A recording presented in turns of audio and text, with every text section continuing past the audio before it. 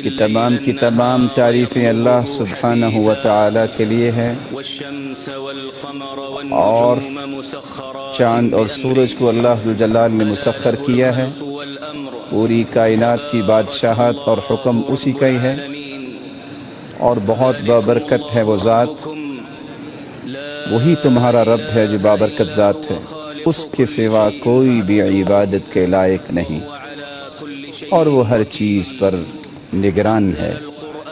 اس نے قرآن مجید کو نازل کیا ہے اپنی مخلوق کے ساتھ رحمت کرتے ہوئے اور ان کی اصلاح کے لیے۔ یہ کیسی مبارک کتاب ہے کہ اس کی ہر آیت محکم ہے، اور یہ اللہ ذوالجلال کے ان احکامات کو اس کی مخلوق تک پہنچائے گئے، اور اللہ نے اس میں وہ دین بیان کیا ہے جو بہترین دین ہے، اور یہ بیان کیا ہے کہ جو بھی اچھے اعمال کریں گے ان کے لیے بہت ساری بشارتیں ہیں۔ اور اس بات کی میں گواہی دیتا ہوں کہ محمد صلی اللہ علیہ وآلہ وسلم اللہ ذوالجلال کے بندے اور اللہ ذوالجلال کے سچے رسول ہیں۔ اللہ ذوالجلال کا یہ لطف ہے اپنے بندوں کے ساتھ کہ انہوں نے ہادی و مرشد بنا کے بھیجا ہے محمد صلی اللہ علیہ وسلم، جنہوں نے دنیا کی تمام مصالح کو سامنے رکھتے ہوئے ان کی تربیت اور تزکیہ کیا۔ اللہ ذوالجلال کا یہ فرمان کتنا ہی خوبصورت ہے کہ اللہ ذوالجلال کی رحمت غالب ہے ہر چیز پر، اور اللہ ذوالجلال نے اپنی رحمت کے نتیجے میں اس پیغمبر کو مبعوث فرمایا، جس پیغمبر نے اپنی امت کی تربیت کی اور جس کا تذکرہ تورات اور انجیل میں بھی موجود ہے۔ وہ ہر نیکی کا حکم کرتے ہیں اور انہیں ہر برائی سے روکتے ہیں، اور ان کے سامنے حلال چیزوں کو واضح کرتے ہیں اور حرام سے منع کرتے ہیں، اور وہ اغلال و بوجھ جو پہلی امتوں پر تھے، پہلے لوگوں پر تھے، رسول اللہ صلی اللہ علیہ وسلم نے انہیں اتار دیا۔ اور مومن وہ ہیں جو اللہ ذوالجلال کی مدد کے لیے ہر وقت تیار ہوتے ہیں، اور وہی لوگ فلاح پانے والے ہیں۔ اے میرے محبوب فرما دیجئے کہ میں تمہاری طرف رسول بنا کے بھیجا گیا ہوں پوری کائنات کے لیے، اور اس رب کی طرف سے مجھے رسول بنایا گیا جس کے سوا کوئی عبادت کے لائق نہیں۔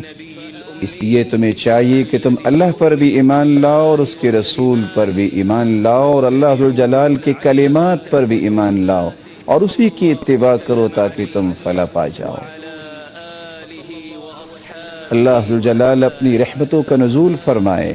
اور اللہ ذوالجلال رسول اللہ صلی اللہ علیہ وسلم کے صحابہ پر بھی اپنی رحمتوں کا نزول فرمائے۔ حمد و صلات کے بعد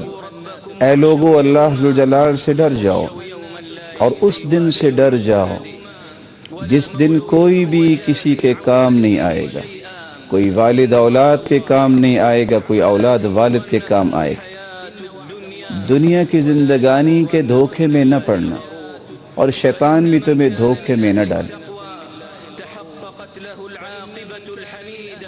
جن کو اللہ ذوالجلال نے تقوی عطا کیا ہے، اللہ ذوالجلال انہیں دنیا میں بھی آسانیاں عطا کرتے ہیں اور ہر مصیبت سے آزاد کرتے ہیں، اور قیامت کے دن بھی ان کے لیے بہت ہی آسانیاں ہیں۔ اللہ ذوالجلال کا فرمان بھی یہ ہے، جو اللہ ذوالجلال کا تقوی اختیار کرتا ہے اللہ اس کے لیے تنگی سے نکلنے کے راستے پیدا کرتے ہیں، اور جو اللہ پہ توکل کر لیتا ہے اللہ ذوالجلال ہی اسے کافی ہو جاتا ہے، اور جو تقوی اختیار کرتا ہے اللہ اس کے لیے بہت آسانیاں کرتے ہیں، اور جو تقوی اختیار کرتا ہے اللہ اس کے گناہوں کو معاف فرماتے ہیں اور اس کی اجر کو مضاعف کر دیتے ہیں، بڑھا دیتے ہیں۔ اور اللہ ذوالجلال نے حکم دیا ہے کہ انسان اپنی عبادت کو خاص کرے اپنے رب کے لیے، کیونکہ اللہ کا حکم ہے کہ سارے کے سارے بادشاہت اللہ کے ہاتھ میں اور اسی کے حکم ہے، اور یہی سیدھا دین ہے، لیکن اکثر لوگ اس سے واقف نہیں ہیں۔ اے لوگو اللہ ذوالجلال کی عبادت کرو جس نے تمہیں پیدا کیا اور تم سے پہلے لوگوں کو پیدا کیا تاکہ تمہارے میں تقوی آ جائے۔ سب سے پہلی بات جو ہر وقت یاد رہنی چاہیے کہ انسان گواہی دے کہ اللہ ذو الجلال کے سوا کوئی عبادت کے لائق نہیں، اور نجات کا سبب بھی یہی ہے کہ انسان اپنی توحید کو خالص کر لے، کہ وہ رحمان الرحیم کی توحید میں آنچ نہ آنے دے۔ اس نے ہی تمہیں پیدا کیا ہے جیسے پسند کیا ہے، وہی عبادت کے لائق ہے، وہی غالب ہے اور حکمتوں والا۔ اور شہادت کا حصہ دوسرا یہ ہے کہ انسان اس بات کی گواہی دے کہ محمد صلی اللہ علیہ وسلم اللہ کے بندے اور اس کے رسول ہیں، ولیکن رسول اللہ، واللہ ذو الجلال کے رسول ہیں، اور خاتم النبیین، اور اللہ ذو الجلال ہر چیز کو جاننے والے ہیں۔ ارکان اسلام میں سب سے پہلا رکن توحید اور رسالت کی گواہی دینا ہے، اور دوسرا رکن 5 نمازوں کو ادا کرنا ہے، جیسے کہ اللہ ذو الجلال کا حکم ہے کہ نماز قائم کیا کرو، یہ نماز برائی سے روکتی ہے، اور اللہ ذو الجلال جانتے ہیں کہ تم جو کچھ کرتے ہو۔ اور ارکان اسلام میں تیسرا رکن زکوٰۃ ہے، کہ زکوٰۃ کے بارے میں اللہ ذو الجلال نے فرمایا کہ ان سے زکوٰۃ لیجئے تاکہ ان کے مالوں کو آپ پاک کر دیں۔ اور چوتھا رکن جو ہے وہ روزہ رکھنا ہے، جیسا کہ اللہ ذو الجلال کا فرمان ہے کہ رمضان المبارک جن میں قرآن نازل ہوا ہے، اور وہ قرآن لوگوں کی ہدایت کا ایک پروانہ ہے، جس کی زندگی میں یہ رمضان کا مہینہ آ جائے اسے روزہ رکھنا چاہیے۔ اور 5واں رکن ہے حج کرنا، جس کے پاس طاقت ہو وہ اللہ ذو الجلال کے گھر کی زیارت کرے اور مناسک کی ادائیگی کے لیے اس کا ارادہ اور قصد کرے۔ اور اللہ ذو الجلال نے یہ اعلان کروایا تھا ابراہیم علیہ السلام سے کہ وہ اعلان کر دے کہ حج کے لیے آئیں، پیدل بھی آئیں، سواریوں پر بھی۔ اور آپ صلی اللہ علیہ وآلہ وسلم نے اس بات کا صحابہ کرام کو پہلو پیش کیا تھا کہ اگر تم چاہتے ہو کہ ایمان کو اور اسلام کو صحیح طرح سمجھو تو تمہیں اس بات کی گواہی دینی ہوگی کہ اللہ کے سوا کوئی عبادت کے لائق نہیں ہے، نماز قائم کرو، زکوٰۃ دو، روزہ رکھو، طاقت ہے تم حج کرو۔ اور ایمان کے متعلق بیان فرمایا کہ تم اللہ پر ایمان لاؤ، اس کی کتابوں پر، اس کی انبیاء پر، اور آخرت کے دن پر، اور اللہ کے فرشتوں پر، اور تقدیر کی اچھائی اور برائی پر۔ اور پھر اللہ کے رسول صلی اللہ علیہ وسلم نے یہ بھی فرمایا کہ احسان یہ ہے کہ تم عبادت اس طرح کرو کہ گویا تم اللہ کو دیکھ رہے ہو۔ اگر یہ تصور نہیں بن رہا، یہ حقیقت نہیں آ رہی، تو پھر یہ تو یقین کر لو کہ اللہ ذو الجلال تمہیں ضرور دیکھ رہے ہیں۔ اس کے بعد یہ بات جاننی چاہیے کہ اللہ ذو الجلال نے جتنے بھی احکامات دیے ہیں یہ اس کی مصلحت کے تابع ہیں، اور اسی سے ہی دنیا میں انسانی زندگی پرکیف بنتی ہے۔ اللہ ذو الجلال نے اسی میدان کے اندر اس دین کو مکمل کیا، اور الیوم اکملت لکم دینکم کی آیت کو نازل فرمایا۔ اللہ ذو الجلال نے اپنے پیغمبر کی یہ صفت بیان کی ہے کہ اللہ کے رسول صلی اللہ علیہ وسلم کو پوری کائنات کے لیے رحمت بنا کے بھیجا۔ شریعت اسلامیہ جو بہت ہی مبارک شریعت ہے، اور اللہ ذو الجلال نے اس شریعت کے اندر مصالح کو حاصل کرنے اور مفاسد سے دور رہنے کے پہلو پیش کیے۔ ایک مومن جو ہے وہ مقدم کرتا ہے ان مصلحتوں کو جس سے دین کی حفاظت ہو اور اس کی دنیا کی بھی حفاظت ہو، اور ہر قسم کے فساد سے بچنے کا حکم دیا ہے۔ جب بھی کوئی دنیا میں مسئلہ سامنے آ جائے تو مفاسد سے بچنا ایک مسلمان کی حکمت و دانائی ہے، اور جب دو فساد سامنے آئیں تو چھوٹے فساد کو قبول کر لینا تاکہ امت کو بڑے فساد سے بچا لیا جائے۔ اور حدیث کے الفاظ میں آتا ہے، اور حدیث کے الفاظ ہے کہ نہ کسی کو تکلیف دو، نہ کوئی تمہیں تکلیف دے۔ شریعت اسلامیہ نے اس بارے میں ایک حقیقت کو پیش کیا ہے کہ نہ تم کسی کو تکلیف پہنچانے کی کوشش کرو، اور نہ ہی تمہارے لائق ہے کیونکہ تم مسلمان ہو، اور نہ ہی کوئی تمہیں تکلیف دینے کی کوشش کرے۔ تم والدین کے ساتھ اچھا برتاؤ کرو، رشتہ داروں کے ساتھ اچھا برتاؤ کرو، اور جو امانتیں آپ کے سپرد کیے گئے ہیں ان امانتوں کو اچھے طریقے سے ادا کرو، اور تم سمع و طاعت کا اظہار کرو۔ جو آپ کے حکمران ہیں ان کی بات کو سنو بھی اور ان کی اطاعت بھی کرو۔ اور اللہ ذوالجلال کا حکم یہ ہے کہ اللہ فرماتی ہیں کہ اللہ نے عدل کا حکم دیا ہے، احسان کا حکم دیا ہے، رشتہ داروں کے ساتھ اچھا برتاؤ کرنے کا حکم دیا ہے، تمہیں بغاوت سے منع کیا ہے، فحاشی سے منع کیا اور برائی سے منع کیا ہے۔ اور یاد رکھنا کہ اللہ ذوالجلال تم پر کفیل ہے، اور اللہ ذوالجلال جانتے ہیں کہ تم جو کچھ کر رہے ہو۔ اور اللہ ذوالجلال کا یہ حکم یہ بھی ہے کہ جو بھی امانتیں ان کے اہل کے سپرد کر دو، اور جب بھی تم کوئی فیصلہ کرو تو عدل پر مبنی تمہارا فیصلہ ہونا چاہیے۔ اور یہ اللہ کی طرف سے بہت بڑی نصیحت ہے، اور اللہ تمہارے اعمال کو دیکھ رہے ہیں اور جانتے بھی ہیں۔ اے ایمان والو، اللہ کی اطاعت کرو اور اس کے رسول کی اطاعت کرو اور حکمرانوں کی اطاعت کرو۔ اگر زندگی میں تمہیں کسی جھگڑے کا سامنا ہو تو تمہیں اس جھگڑے کو اللہ اور اس کے رسول کی طرف لوٹانا ہوگا، اگر تم اللہ پر ایمان رکھتے ہو۔ اور یہی وہ طریقہ ہے جو سب سے اچھا طریقہ ہے۔ اور اللہ ذوالجلال نے اس بات کی تاکید کی ہے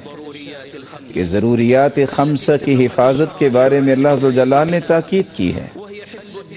کہ انسان اپنے دین کی حفاظت فرمائے، اپنے عقل کی، اپنے مال کی اور اپنی عزت کی، اور اس میں کسی قسم کا خلل کرنا، پیدا کرنا، یہ بہت بڑا جرم ہے۔ ان ضروریات کی حفاظت کرنا یہ حقیقت میں جنت میں جانے کا آسان راستہ ہے، اور یہی وہ طریقہ ہے جس سے انسان اپنے معاشرے کے اندر استقرار پیدا کر سکتا ہے اور امن پیدا کر سکتا ہے، اور اس سے ہی زندگی خوبصورت بن سکتی ہے۔ اور یہ حقیقت میں اس میں کسی قسم کا خلل پیدا کرنے والوں کو جاننا چاہیے کہ صرف دنیا ہی اس کی خراب نہیں ہوتی بلکہ آخرت بھی۔ اللہ تعالیٰ نے اسی ضرورت کو واضح کرتے فرمایا کہ میں نے انسانوں کو صرف عبادت کے لیے پیدا کیا ہے، اور اللہ ذوالجلال نے عدل و انصاف کا حکم دیا ہے، اور ساتھ یہ حکم دیا ہے کہ تم خالص ہو کر عبادت کرو، اور اس بات کو یاد رکھو کہ تمہیں اسی طرح لایا جائے گا قیامت کے دن جس طرح تمہیں پیدا کیا گیا۔ اور کوئی بھی ایسا پیغمبر نہیں جس کو اللہ نے حکم نہ دیا ہو، سب سے پہلا حکم یہ دیا تھا کہ تم اللہ کی عبادت کا حکم اپنی قوم کو دو، اور کتنے ہی لوگوں نے اس کو قبول کیا، وہ سعادت مند بن گئے، اور جنہوں نے ٹھکرا دیا ان پہ شقاوت اور بدبختی غالب آ گئی۔ اللہ ذوالجلال کا فرمان ہے، اور انسان کے نفس کی حفاظت کے بارے میں فرمایا، ایک دوسرے کو قتل نہ کرو، ایک دوسرے کو قتل کرنا حرام ہے، اور اپنے آپ کو بھی قتل نہ کرو۔ اللہ ذوالجلال تو رحم کرنے والا ہے، لیکن جو ایسا کرتا ہے، کسی کو قتل کرتا ہے، اپنے آپ کو مارتا ہے، تو اسے یاد رکھنا چاہیے ہم اسے جہنم میں داخل کریں گے، اور یہ اللہ پر بڑا ہی آسان ہے۔ اور اللہ ذوالجلال نے یہ فرمایا کہ مال کی کیسے حفاظت کریں گے۔ اے ایمان والو، کسی کا مال جو ہے اور اپنا مال بھی آپس میں ایک دوسرے کے ساتھ مل کے حرام طریقے سے نہ کھاؤ۔ اللہ ذوالجلال نے عقل کی حفاظت کو سامنے رکھتے ہوئے فرمایا ہے، اے ایمان والو، یہ شراب، یہ جوا، یہ پان سے، یہ سب کے سب حرام ہے، رجس ہے، ناپاک ہے، ان سے بچ جاؤ، شاید کہ تم فلاح پا جاؤ۔ شیطان تو یہ چاہتا ہے کہ تمہارے درمیان دشمنی پیدا کرے اور آپس میں بغض و عداوت پیدا کرے، اور تمہیں اللہ کے ذکر سے روک دے۔ کیا تم رکنے والو ہو کہ نہیں؟ اللہ ذوالجلال تو تمہاری حفاظت کرنے والا ہے۔ اور قرآن و سنت کی نصوص اس بات پہ دلالت کرتی ہیں کہ لوگوں کی عزتوں کی حفاظت کرنی چاہیے، کیونکہ اللہ ذوالجلال نے فرمایا جو مومن مرد اور مومنہ عورتوں کو تکلیف دیتے ہیں انہوں نے بہت بڑے بہتان کا اقتراف کیا۔ اللہ سبحانہ و تعالی یہ بھی فرماتے ہیں کہ جنہوں نے ایسی عورتوں پہ تہمت لگائی جو پاک دامن ہیں، ان پہ دنیا میں بھی لعنت ہے اور آخرت کے دن میں بھی لعنت ہے۔ اور اللہ ذوالجلال کا یہ فرمان بھی ہے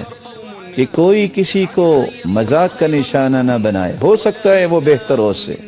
کوئی عورت بھی کسی کو مذاق کا نشانہ نہ بنائے، ہو سکتا ہے جن کو مذاق کیا جا رہا ہے وہ ان سے بہتر ہو، اور برے القاب سے مت پکارو کسی کو۔ اور یہ بہت بری بات ہے کہ انسان ایمان کے بعد اس طرح کی باتوں میں پڑ جائے،